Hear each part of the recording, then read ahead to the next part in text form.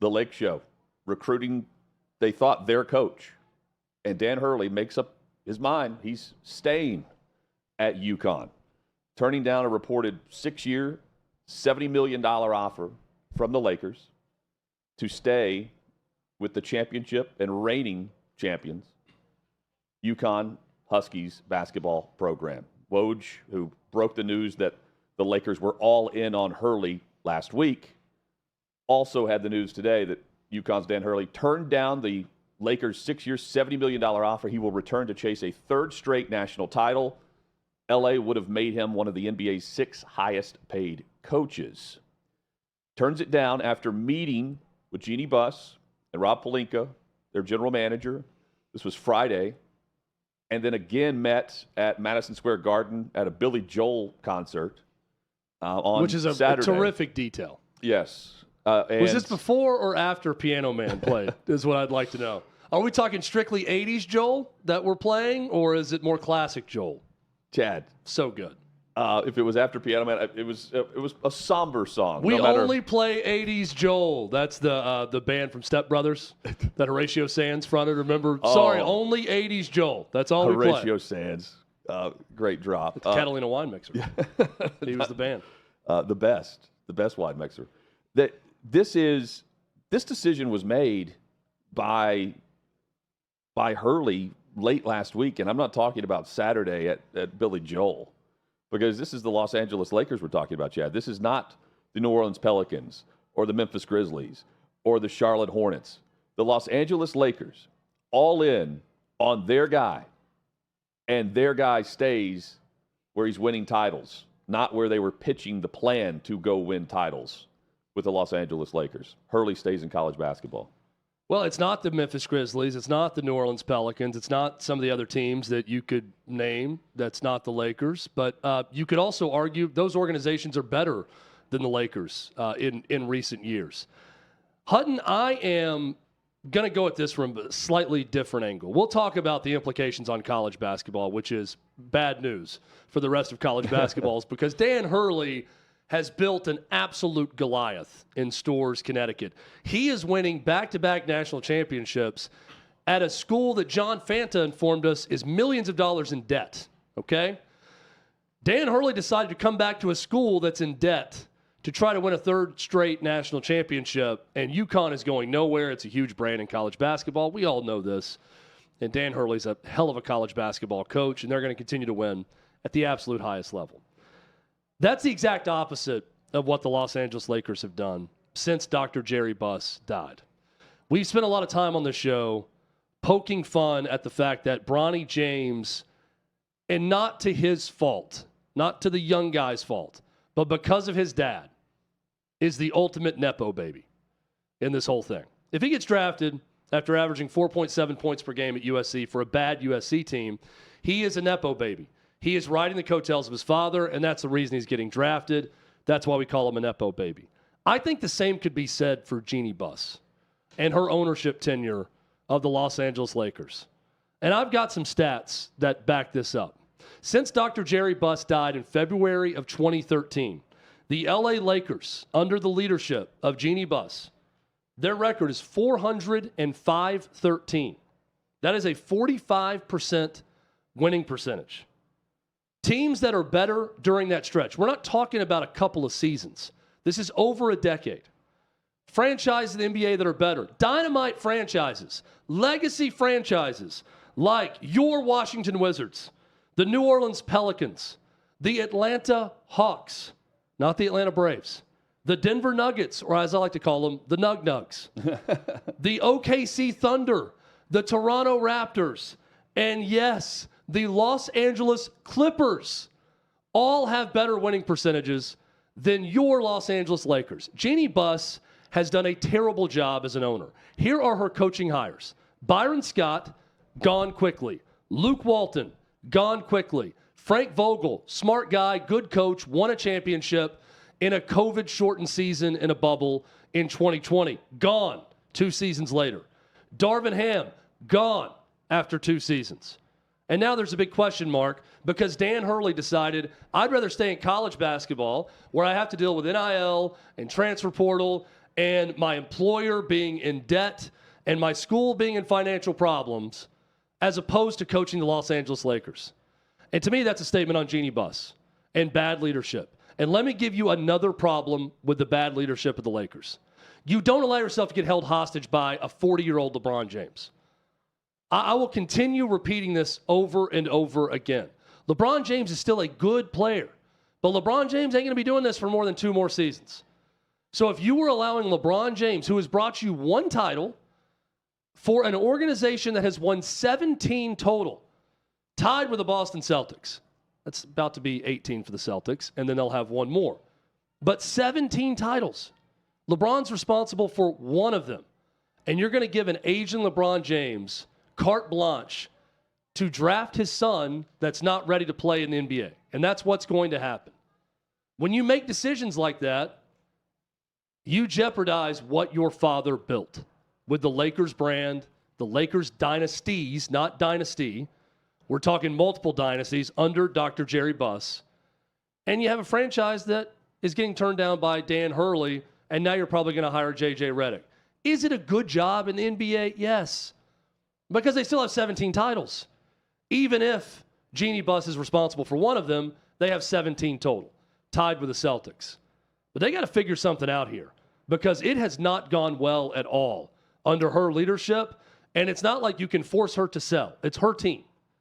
They got to figure it out. It's her team. I think from the Lakers' perspective, in the NBA now, you can give up to 5% of an investment stake and ownership stake in your team. What if this is about LeBron post-career being part owner of the Lakers more than it is being owner of the Las Vegas franchise that's about to become the next team? And you want LeBron with your franchise, which is why you bow to the king. But again, I would ask why? Because you want the brand of LeBron. But when you think of the NBA, it's LeBron and everyone else. This is where I can't wrap my head around this. You're supposed to be the Lakers.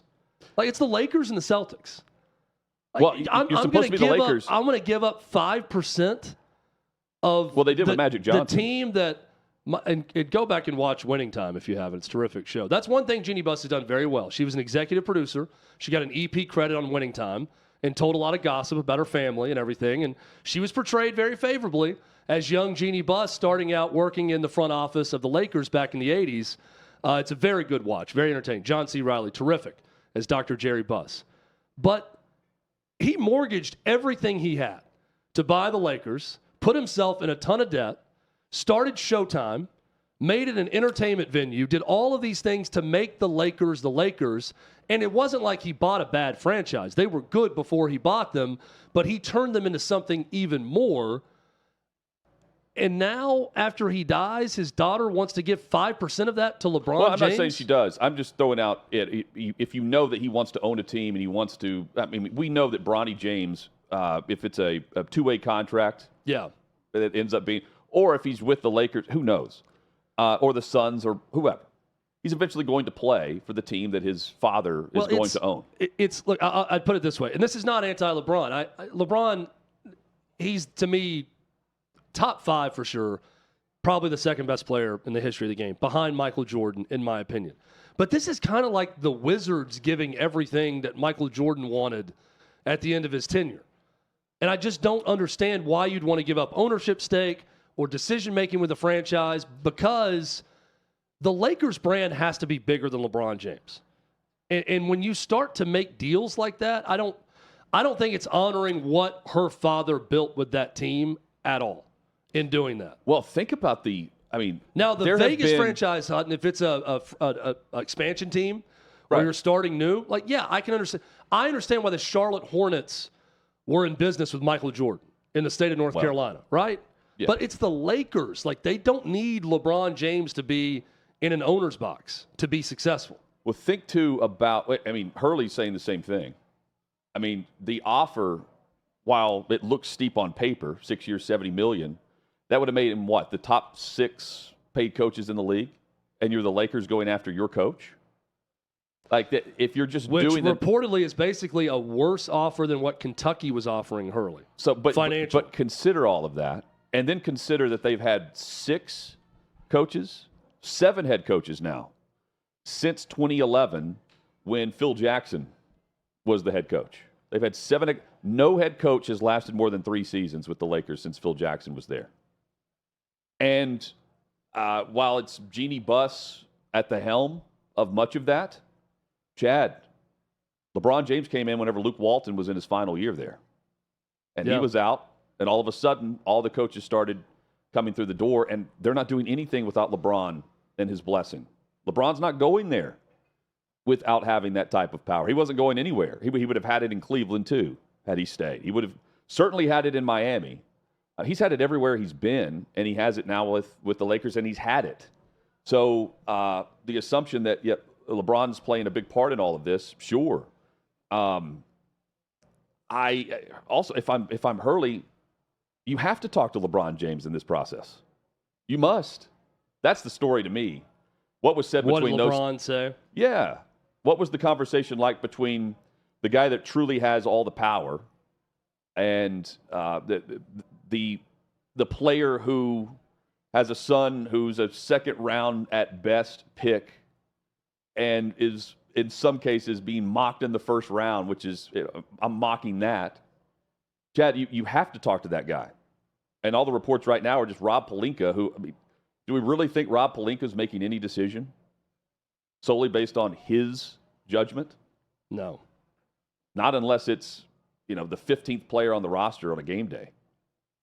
That's where I am, is what was the conversation like between Hurley and LeBron, and what would have been, if not a power struggle. If you're in a power struggle with LeBron James, you're going to lose.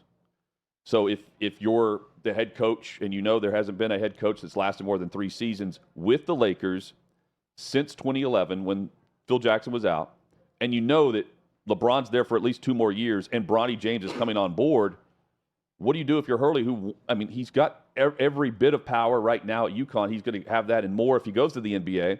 He's also publicly stated that he didn't know if he was really ready.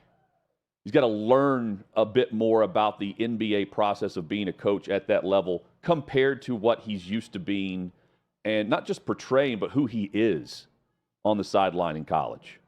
I think that also could have weighed on him. But this was over before it got started. Going back to your point, the Los Angeles Lakers are knocking. And the door's cracked open. It's a storyline all week. Some said it goes back to even prior to last week that they were in on this process, the Lakers, prior to anyone really knowing about it. It really got out the day last Thursday, whenever Hurley met with his team to let them know that, yes, I am talking with the Lakers. Chad, but if you're talking with the Lakers, going back to the other franchises that were just named and everyone that's had success except for the Lakers during this time period, you go and you take that opportunity more than you just say, hey, I'd like to one day try my hand at the professional level. It's a different level. Only a number of franchises across pro sports that you put on the same shelf. And for it to be a recruiting process where they're flying to New York, you're going to MSG and Billy Joel, you're all in with your owner, your GM, and at some point you process this with the top player in the world as far as just eyeballs, product, fame, a billionaire. That's the guy you speak with. And if you're kicking the can, even a couple days down the road, if you're wanting to hear them out, you already know the offer. You know that just to get, if you're the Lakers, just to have this process begin, you know what the offer is going to be. Hurley played this perfectly, but had he been all in, you call the team meeting and you take the job that day, don't you? Maybe not with the Grizzlies or the Hornets or the Pelicans, but you do with the Lakers. You do with the Celtics. You do that with the Knicks. You don't do that with the other franchises. Well, and look, you hear them out. And the fact that you had to do that with the Lakers, to me, and going back to your overall point, he viewed them as part of the group instead of part of the tentpole franchises that you just don't hesitate. They're a bad franchise under Jeannie Buss. Well, this offer is kind of a hesitation, too. Look, they've won a title. You have to give them credit, even if it was in the bubble. in weird circumstances, but they're 4 years removed from their last championship in 2020. Sure. But the numbers are here. 45% of their games they've won in over a decade. That's awful. Think about every inherent advantage the Los Angeles Lakers have in the free agent market, in the free agent pool every year, and revenue streams, and everything else they have at their disposal. And Jeannie Buss, as the owner, has produced a sub-500 winning percentage over more than a decade as the owner. That's truly remarkable. That's difficult to accomplish when you think about the Lakers franchise and what they've done. And you said, there are other teams that have been good in this time. There have. These aren't good teams I'm listing. The Washington Wizards have been able to win more games than the Lakers during this time. The Atlanta Hawks have had a better over a decade than the Los Angeles Lakers. This is a problem for this organization. And Dan Hurley turning them down is another sign of that problem with the organization. So they're going to go hire probably one of LeBron's buddies. Well, and I think that's a mistake. What also is difficult in this league is to not have a true superstar on your roster. A lot of this starts 2016 is whenever Kobe retired. You get LeBron in, 2018 or 2019 is whenever he made the jump. So LeBron, this is the record with LeBron there. So he got there right before the season before the championship, I believe. So 2018, 2019. Yeah, so 37 and 45 in year one. That was Luke Walton's final year. First year for Frank Vogel, they won it all, 52 and 19. Since then, 42 and 30, 33 and 49, 43 and 39, 47 and 35. That's better than 500, but not by much. And now you're telling me you want to hand your franchise over and the decision-making of the franchise over to LeBron James? Not hand it over. He already has it. I don't get it. He already has it. I'd get it if it was 28-year-old LeBron James. I'd let him have whatever he wanted. If I'm the Cleveland Cavs and I'm trying to hold on to him in his prime, LeBron James gets to make the call on the head coach, on the first-round draft pick. He could have a nephew that played junior college, and we draft him in the first round if 28-year-old LeBron James tells us so. Well, he's not also 40-year-old LeBron James. They give this offer that make him a top 6 paid coach in the league, Hurley. They are also being called out through LeBron by he's open and saying, I wanted Kyrie here. This is why we wanted Kyrie here with me. Making all these, he's publicly saying that. And it's not LeBron's issue at all. I mean, he's got, let's go, 2019, 2020, averaged 26 points per game, 25 points per game in 2020, 2021, 30 points per game the season after that. And then last year, he averaged 29 points per game. Those are the last 5 seasons leading up to this year. One of those years he didn't play very much. But he's done well. They brought in Anthony Davis, and then they've brought in players who have just been awful based on who they were. The shine has been off for sure, but what happened to them after Kobe? Think about what happens post LeBron for this franchise now. And Hurley's turning that down, and you've got J.J. Redick on hold. But they've already sucked since 2020, so I don't know that it's going to get that much worse if they just let him retire and go draft someone in the top 5 and hope that they're the next one. But I guess that the storyline is they have sucked. This was a big-time move by a massive franchise. And they were told no. They were trying to get back into the Lake Show game. Were they not? This was a decade prior move by them. Yeah. It's a Phil Jackson-like move. From the college level, the back-to-back national championship winning coach, where the odds were they were going to hire J.J. Redick, who has not coached a game since his son's youth basketball season.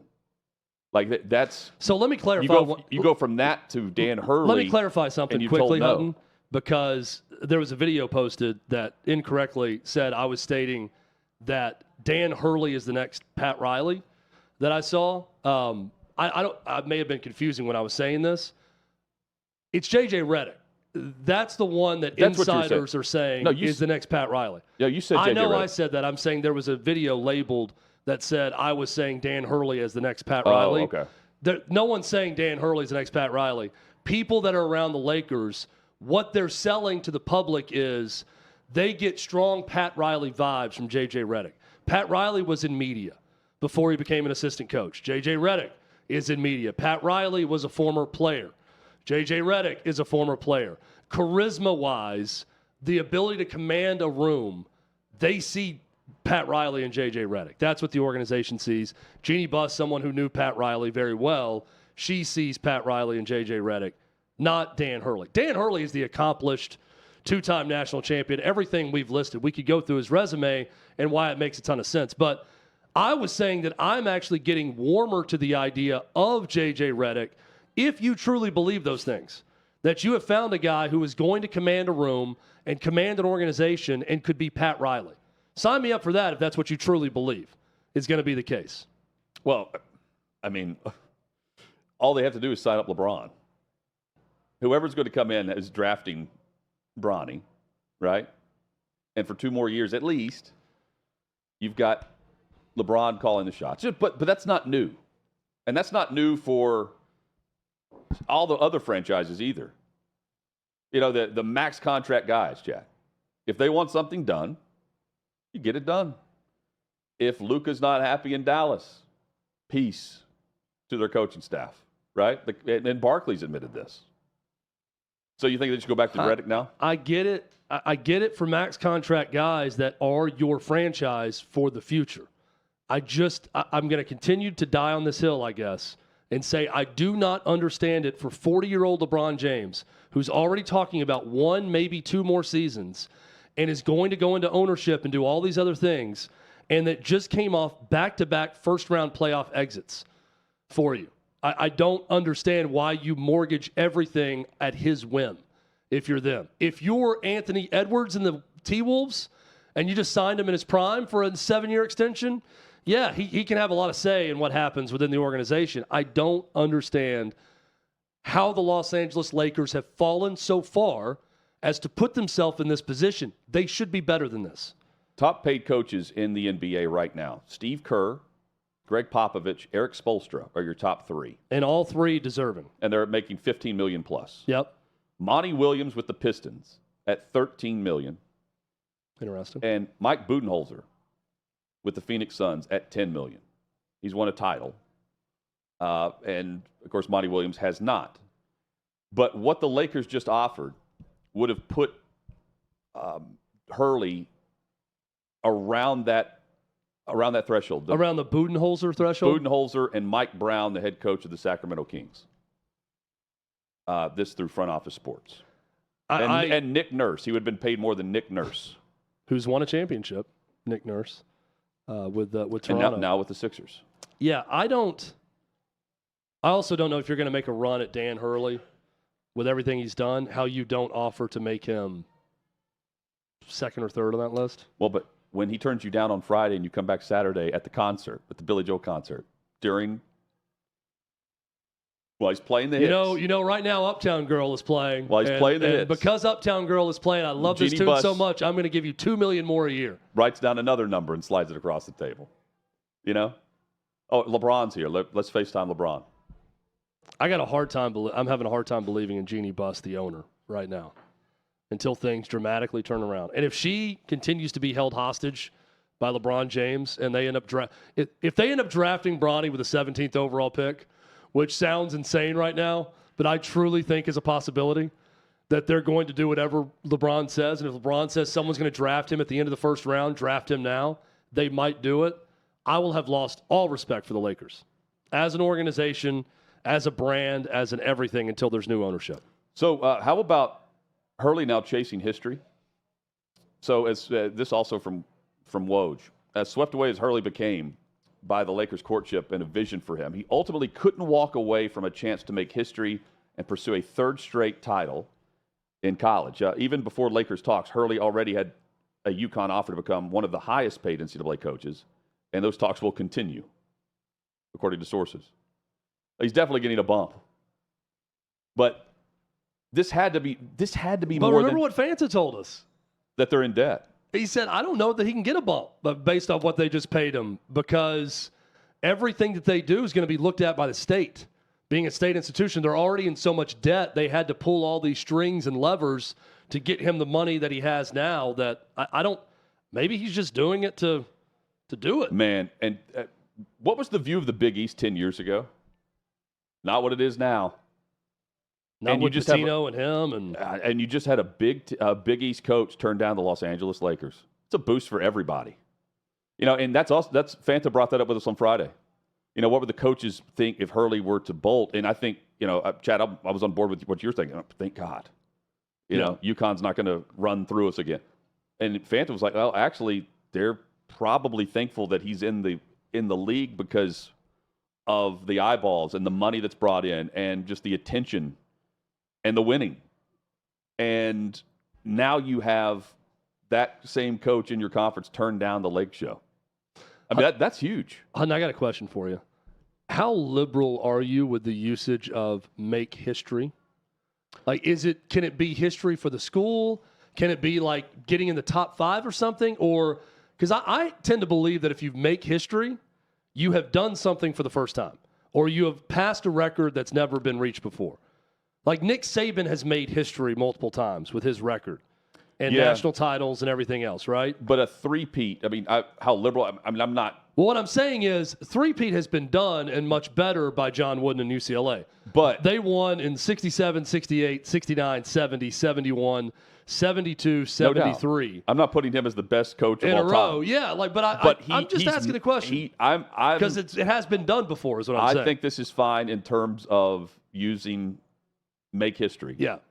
Because this puts his name. I'm just nitpicking. I know. Well, hey, I'm not liberal with it. It's an amazing feat. I'm not trying to but say it's that, not. I'm just thinking it has been done before. Beyond the feat, it puts his name in the list of coaches that you're going to start listing when you talk about the greatest of all time.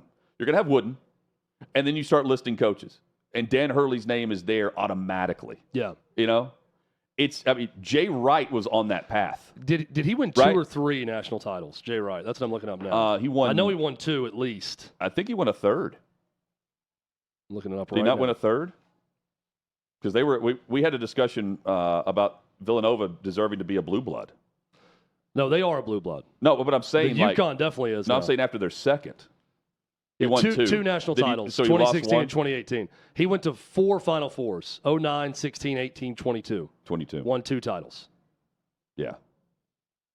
But you know that Jay Wright's now the rumor for the Lakers, too. He's a name that popped up, that they've gone to him now. Hey, Jay, we're going to make you the 4th highest paid coach. That would really get it at Hurley. Until the 76ers give Nick Nurse a bump in pay. Yeah. Mike Budenholzer's about to come back for I'm not a mocking raise 6 years, $70 million. Again, that's a nice offer. But that's a nice offer for some of these other coaches we're listing, not for the Los Angeles Lakers trying to go from us discussing J.J. Redick and his resume to the resume of the back-to-back national championship winning Dan Hurley. Mark Stein is a guy who I know is no longer at ESPN that we could probably get on the show. Yeah. For that very reason. Mark Stein is reporting that Jay Wright is a, quote, and I love this term, Go ahead. is a stealth candidate for the Lakers job. Mark Stein has done a great job for a while reporting on the NBA. So he's hearing that from someone trustworthy. But saying that you need to watch out for Jay Wright as a quote-unquote stealth candidate. Yep. They just stayed on the East Coast. They just went straight from getting turned down by UConn's head coach to Nova's former head coach, Jay Wright. So Mark Stein now just has his own Substack, the Stein line that he writes for. This is the quote from his Substack. Okay. I had been warned early on by one well-placed insider, for what it's worth, to stay ready in case former Villanova coach Jay Wright emerged as a stealth candidate. The backstory is sure to surface sooner rather than later, presumably soon after the Lakers do or don't land Hurley. So this is before the Hurley news. Well, stealth head coach candidate. How about that? Maybe Jay Wright's talked with LeBron. Or maybe the Lakers have just said, hey, we're going to hire our coach. We're not going to draft Bronny. I don't know. It's up to LeBron. I would hope so. It's up to LeBron. It would score points for me with Jeannie Buss as an owner. But it's up to LeBron if he wants to pick up the player option or the $50 million plus or whatever. He has to do that by June 29th. I guess they could play their own cards, though, Chad, and just bypass the Bronny option on June 26th and 27th. Yeah. Maybe that's what they end up doing. Caitlin Clark bypassed by the Olympic team, Team USA. news coming out over the weekend. So you've got players like Diana Taurasi, Brittany Griner. You have Breonna Stewart, Plum, Aja Wilson. Who else? Sabrina Ionescu. No Caitlin Clark. The highest, more points than anyone in college history. Yeah. The rookie with all the eyeballs on Caitlin Clark is not going to be playing for Team USA. I didn't see Angel Reese's name on there either, by the way. Nope. But Chad, so would she play a ton if she were on this roster? Not at all. And with that in mind, with the viewership that they would have, think about the storyline of her every single game with everyone tuning in to see Caitlin Clark, and then she doesn't play all that much for Team USA. And I say that just based on what I've seen in the WNBA so far. Beyond just the shoulder check, I'm viewing it through the lens of what we saw in college versus what we saw in the WNBA and the type of play that's going to be there for the Olympics. 7 of the 12 players on the team have had prior Olympic international experience. So let's start there. Okay? That they've been there, done that before. I think I'm pretty safe in saying I'm a newfound W fan. I want to get the verbiage right? The W. You just big confirmed fan, it. Big fan of the W, W, just confirmed right? it. So I think I know my stuff there. She's not a top 12 player in the league right now. She will be. No. She scored 30 the other night. By the way, I found Ion Network. It's the former WB. Wow, you are a fan of the WNBA. I bet. I saw the game late, and I saw the Washington Mystics were down 4 with 3 minutes left, and they were plus 900 to win against Indiana. That's like finding the Oprah Winfrey Network. This feels like free money. The Mystics at home in that environment, sold-out crowd, surely they can cover 4 points in the last few minutes. So I bet on the Mystics, and the Indiana Fever won, and Caitlin Clark had 30 points in that game. She's not one of the best players in the league right now. She's the biggest draw in the league. There's no doubt about it. We can fight and win against anyone who claims that she's not the biggest draw in the WNBA. Chad, you found the Ion Network because of her. Absolutely. I'm not turning to that game if I don't see it's the Indiana Fever, and I watched the last 3 minutes, which, by the way, was a horrid showing by the Washington Mystics in that last 3 minutes. That reminded me why I didn't watch the WNBA came on after? before Was it Caitlin Dawson's Clark Creek got there. Or Andy Griffith show? Or I think it was like Chicago Fire, maybe. Smallville. Okay. A rerun. No, it was terrible basketball late in the game. I will say that from what I saw, at least from the Mystics standpoint. Caitlin Clark and the Fever held on. She will be one of the best players in the league. She's the biggest draw. Now, on the opposite side of this, the Olympic Committee and USA Basketball cannot and should not and will not, hopefully, make a decision based on television viewership. If they didn't now, they won't. No. This is the Olympics, okay? And call me a boomer, call me an old man, whatever. This is our damn country competing against other countries for a gold medal. I do not want a popularity contest. If she's not one of the 12 best players in the world and she doesn't fit with the other 11 players to form a functional group that can go and dominate and beat the world's ass in Paris, then don't put her on the team. Don't ever put someone on the team just because we want to watch them play. So any speculation on any article of anything about, boy, they made a big mistake, viewership for women's basketball in the Paris Olympics is going to be down because they don't have Caitlin. I don't care. I care about golds. If especially it's in basketball, we should win the gold medal. So put the best team on the court for our country, and that's what's right for the players, too, that try out for the team or that are at least in contention to be on the team. So, no. She should not be on this team if she's not one of the 12 best. And not just 12 best. She may be one of the 12 best, but if she's not one of the best for this team, right? You got to be functionally a part of a team, and you got to construct a roster that fits with the other pieces of the team. And if she's not that right now, which I don't think she's one of the 12 best in the world right now, and I don't think she'd functionally fit the best on the team, more than likely, that's what USA Basketball is telling us, then I'm glad they didn't put her on the team. Well, and here's Caitlin Clark's reaction. Caitlin, what was your reaction when you saw the USA team yesterday, the roster come out? Yeah, I think I'm excited for the girls that are on the team. I know it's the most competitive team in the world, and I know it could have gone either way of me being on the team, me not being on the team. So, I'm excited for them. I'm going to be rooting them on to win gold. I was a kid that grew up watching the Olympics, so it'll be fun to watch them. What was your level of disappointment not hearing your name on the roster? Honestly, no disappointment. Like, I think it just gives you something to work for. It's a dream. Hopefully one day I can be there, and I think it's just a little more motivation. We remember that, and hopefully in 4 years, when 4 years comes back around, I can be there. Did you have a direct conversation with managing director or whomever's over there at USAB recently? Yeah, they called me and let me know, and before everything came out, which was really respectful of them, and I appreciated that. And they did the same for every girl that made the team or every girl that didn't make the team. There's a lot of players in the Olympic pool, so it wasn't like I was the only one they had to call. They had to make quite a few calls. Are you looking forward to a break, from Olympic action, basketball in general, I guess? Absolutely. It's going to be really nice. I've loved competing every single second, but it's going to be a great month for my body to, first of all, get rest and get healthy and just get a little time away from basketball and the craziness of everything that's been going on, and just find some peace and quiet for myself. But then additionally, a great opportunity for us to work and get better, a great opportunity for myself to get in the weight room, to work on the court and work at things that I want to get better at that I maybe didn't have time going from college to the pro season. So I'm looking forward to it. But at the same time, we still have a month of games where we have a lot of opportunities to win a lot of games. So that's where my main focus is. There's Caitlin Clark. And basketballs are loud, by the way. Yeah, I forget about that. I haven't been in a gym in a while. And you forget how when a practice is happening, it's a loud occurrence. Chad, who else gets some rest other than Caitlin Clark for about a month? It will be the fans that have been tuned into women's hoops, right? Hey, and that's fine. Look, I would love to see Caitlin Clark represent our country. And that answer from Caitlin Clark, by the way, shows why she's such a badass in so many ways. Because while she's being respectful, you can see that glint in her eye and that grit of, they made a big mistake, though.